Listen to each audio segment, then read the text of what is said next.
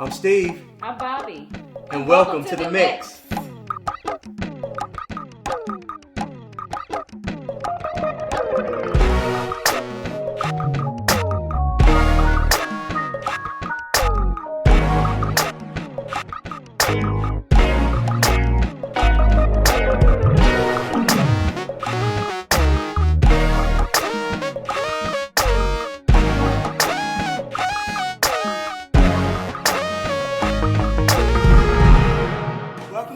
So I really appreciate you guys joining us tonight. Thank you so much. So many people are coming and asking, Steve, Bobby, what is the mix, right? The mix? Yeah. Well, I tell you what the mix is. Matter of fact, the mix is an idea, it's a concept, it's a network for young married couples to bounce, troubleshoot ideas off of, talk about things in the marriage that may be taboo, that people may be a little bit nervous to talk about. And we're going to talk about those things.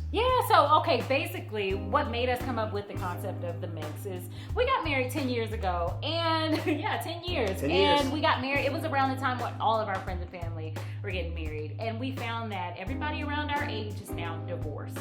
And if they're not divorced, they're hanging on by a thin thread. So there was one common thread that we found amongst all those marriages, and that was that these marriages were on an island. They got married, and then they thought they could do it on their own. They thought that everything that we face, we're gonna face it just me and you. Yep. And they didn't realize that it's really, you know how it takes a village to raise a child? It takes a network to have a successful marriage. Absolutely. And so that's why we're doing this, and that's what the mix is all about. It's about connecting marriages to other marriages. It's about talking about those taboo things. It's about just dealing with things together, and so that's what we're here for. And so tonight on the show, we're going to be talking about a different array of topics that are going to be very controversial. So for instance, tonight, we're going to be talking about sex. Oh man, this is that moment when you're coming up from air, when you've been under those covers like for hours because the sex was so amazing. I know at the beginning of the marriage, it's so much fun, so freaky. Yeah, listen, they're all into each other right now. Oh, they're so intimate, and you just tired. It's like, what, you want to eat some Waffle House or something? Nothing in the whole world exists but them two right now. You remember that, babe? Yes, I just remember that. What a time that was.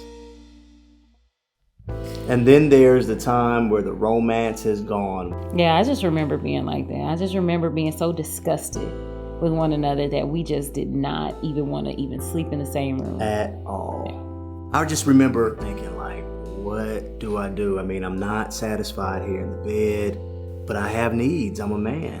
What do I do? Where do I go? I don't know if I can keep going like this. Do we need to get a divorce? She looks like everything that she had dreamt about since she was a little girl just came crashing down. Man, she just looks so disappointed and disgusted with this man. I don't even know the last time that we made love. It's just to the point where I just wish that we didn't even have to sleep in the same bed. I don't even know if I want to be in this bed with him anymore or in this relationship. So if this is where you are in your marriage and you're in a sexless bedroom situation. And if your marriage is struggling, and if you're hurting in this area and you want to get it back, then we encourage you to just tune into the mix. It's a place where young couples come and we talk about a lot of controversial issues. Come join us at the mix. We get into it.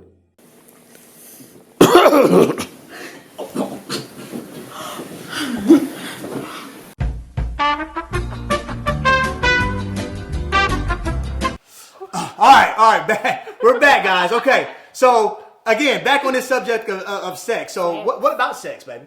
Sex. Okay, a lot of people are watching tonight from a sexless marriage. Oh, hold on. Say that one more time. What? A sexless marriage. Wow. It sounds like an oxymoron. A sexless marriage, right? That doesn't exist. So does it? So what is a sexless marriage? It's just what it sounds like. It's a marriage where there is no sex. It's not going down. When they get in the bed, it's like two separate sides of the bed. So you know what I think we need to do? I think we need to define sex. Okay. And not the physical act, but like, what does sex mean to you as a husband? What does it mean to you? Okay, so to me. Yeah. All right. What's the importance of it? Okay, so sex to me, first of all, sex to me is like the most amazing thing in the world. All right, it's like the first time you ever went to Six Flags, the first time you ever went to Disney World. I can't even describe the feeling, but it's not just necessarily a physical thing. Yeah.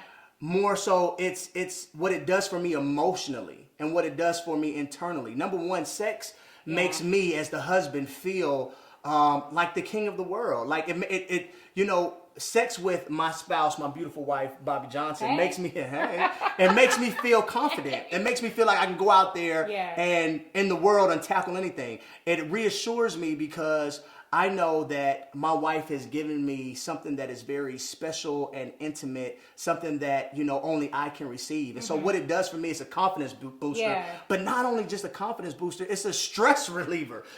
Sex is healthy for you to have. Yeah. So, I mean, and I'm going to be honest with you. You know how I get if it goes a certain amount. I'll go out there and I'm road raging and everything else. But, I mean, sex is just something that is so special to me, and it's important for me to have, and it just feels like I hit the lottery. Well, that's good to hear you talk about, because a lot of men define themselves in their careers or outside of their homes and in different places.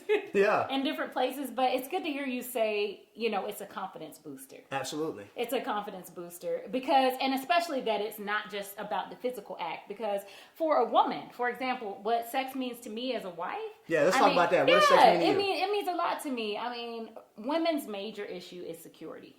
We want to know that we are the queen of the world, that we're the most, just that we're wanted, that we're the focal point, that it's all about us. And sex is so emotional. For example, I know, like, for you, when it's about to happen, it's about that moment. Mm-hmm. It's about right then and there. But for me, I wake up and I want to know, like, when I wake up, what's going on? What's the atmosphere like? Like, what's going on in the house? For example, if I wake up and I smell breakfast and the kids are downstairs at the table and everything is prepared and everything is thought about and I don't have anything else to worry about, then I'm all in. So hold on. So wait a minute. So let me get this straight. You're saying that sex for you starts early, with certain things that don't even pertain to sex. Absolutely, because when I wake up, my mind is moving 100 miles per hour. It's like I'm speedballing through my day. I'm thinking about the kids. I'm thinking about all of my responsibilities. I'm thinking about everything that I could possibly be thinking about. And when you've taken some of that off of my plate, then now I'm thinking about you. So basically, you're saying, like, it's not necessarily, it's foreplay, but not in the sense of it's physical. Not like that too. That's important too, but more so with what are you doing to help me get ready alleviate my stress.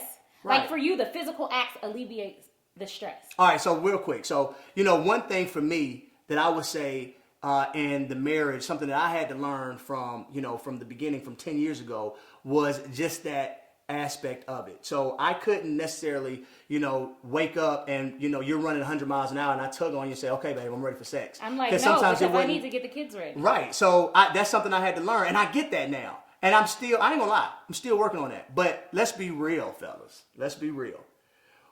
Sometimes sex is like Mission Impossible. And sometimes you need to make it happen. It happen. All right, so no, I get what you're saying, because that's real, that's true. Sometimes you gotta do those things. You gotta make deposits in the account. Yeah, but even as a wife, also sometimes you gotta just be ready at the drop of a dime. Okay, let's talk about that for a second. Okay, no, real talk, because I get like, okay, say for instance the other day, all right, the trash man comes on Wednesday. I know that if I can, first of all, it's my responsibility to make sure the trash gets down there. Now, if you got to remind me, then I know that I just kind of, I'm not in the mood if I have to remind you. Right. But if you look down there and the trash is there, then you're like, oh, that's like a check mark. Yeah. And then like the more check marks I get, the slower you go down from 100 miles. The more I feel. Right, and then the more, when you get down to 25 miles an hour, that's when. 25? Yeah. Okay, that means I'm almost ready to exit. I'm ready to get off my stressful day that and love make it happen. Okay. Yeah, so absolutely. But let's talk about when I got 30 minutes before I got to go. Well, and it needs to happen. The thing about having 30 minutes is, yes, the quickie. I do, the quickie. I do believe in the check marks. I do believe in all of that, but I also don't believe in anybody, husband or wife, leaving the house sexually deprived.